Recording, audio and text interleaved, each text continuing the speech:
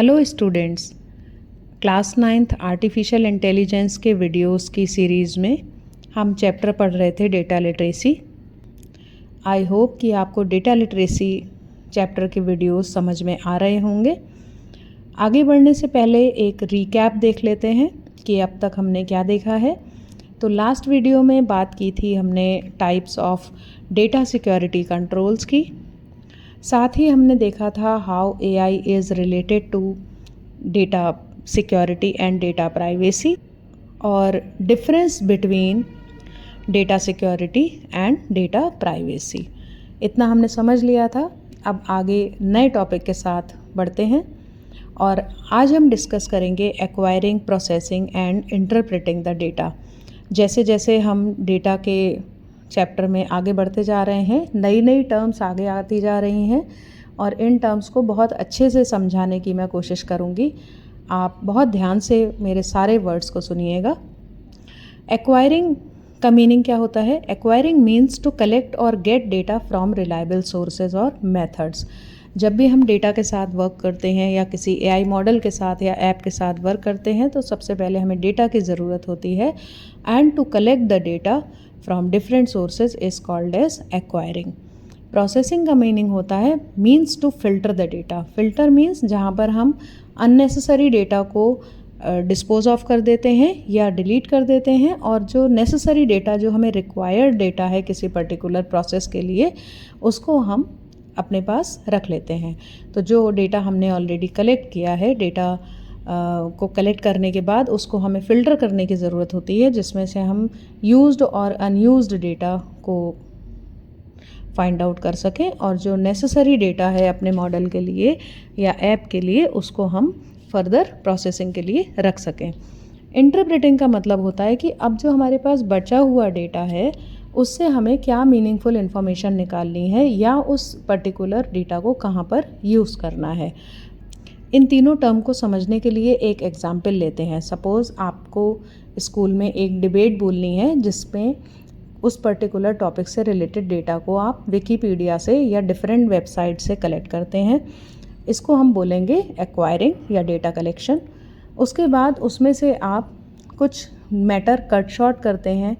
Suppose आपको 3 minutes में कोई स्पीच देनी है तो उसके अकॉर्डिंग आप अपना डेटा प्रोसेस करेंगे या जो आपने डेटा कलेक्ट किया है उसमें से आप यूज़फुल डेटा निकालेंगे अकॉर्डिंग टू द टॉपिक। इसको हम प्रोसेसिंग बोलेंगे।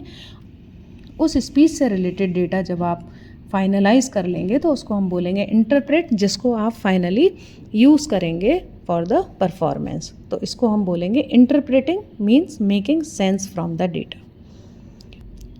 आगे बढ़ेंगे और देखते हैं क्लासिफिकेशन ऑफ डेटा। डेटा के कितने टाइप हम यूज़ कर सकते हैं। जब हम एक्वायरिंग, प्रोसेसिंग और इंटरप्रेटिंग टर्म को और अच्छे से जानेंगे उससे पहले वी वांट टू सी कि क्लासिफिकेशन ऑफ डेटा क्या है। तो अकॉर्डिंग टू द पिक्चर आप देख पा रहे हैं कि डेटा को 2 पार्ट्स में हम रख सकते हैं, दैट इज़ टेक्सचुअल डेटा और न्यूमेरिक डेटा। टेक्सचुअल डेटा के अगेन 2 पार्ट हैं, that is nominal and ordinal, और न्यूमेरिक डेटा को भी हम 2 पार्ट्स में देख सकते हैं, that is continuous and discrete.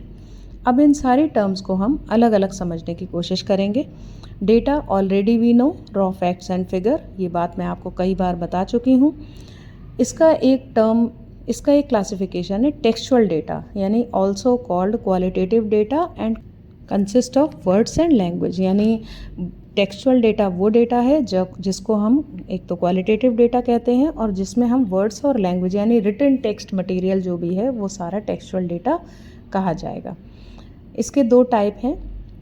First type is nominal data. Nominal data का मतलब है data that can not be ordered और रैंक्ड। वो पर्टिकुलर डेटा जिसको हम ऑर्डर्ड या रैंक्ड नहीं कर सकते हैं, जैसे जेंडर, मेल और फीमेल। मेल और फीमेल अपने आप में इंडिपेंडेंट हैं, जिनको हम किसी पर्टिकुलर लेवल या रैंक पर नहीं रख सकते हैं, that is called as nominal data. Ordinal data की अगर हम बात करें तो ordinal data that can be ordered और रैंक्ड। जैसे कि हम जॉब पोजीशंस की बात करते हैं, लाइक मैनेजर है, क्लर्क है, सीईओ है। अब दे कैन बी मेल और फीमेल, ये अलग बात है, लेकिन ऑर्डिनल डेटा क्योंकि हमने उनको एक रैंकिंग या ऑर्डर दे दिया है, that is it is called ordinal data. Next type जो है डेटा का, that is the numerical data. Numerical data के अगेन 2 पार्ट हम देख पा रहे हैं। Numerical data is also called quantitative data that consist of digits और नंबर्स। जहाँ पर हम डिजिट्स और नंबर्स की बात करते हैं, क्वांटिटी की बात करते हैं, उस तरह के डेटा को हम न्यूमेरिक डेटा बोलते हैं। इसका एक पार्ट है continuous data, that is it is measurable, includes fractional values use to analyse mean और मोड।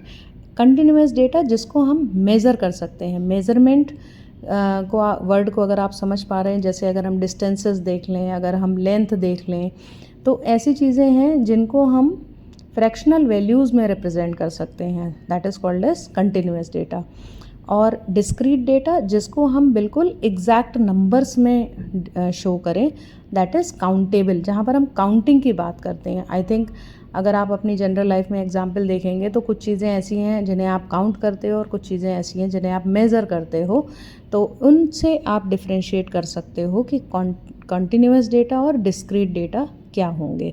डिस्क्रीट डेटा को हम जनरली बार चार्ट्स के थ्रू दिखा सकते हैं, और जो मेज़रमेंट डेटा है, जो कंटिन्यूअस डेटा है, that can be shown through some scales.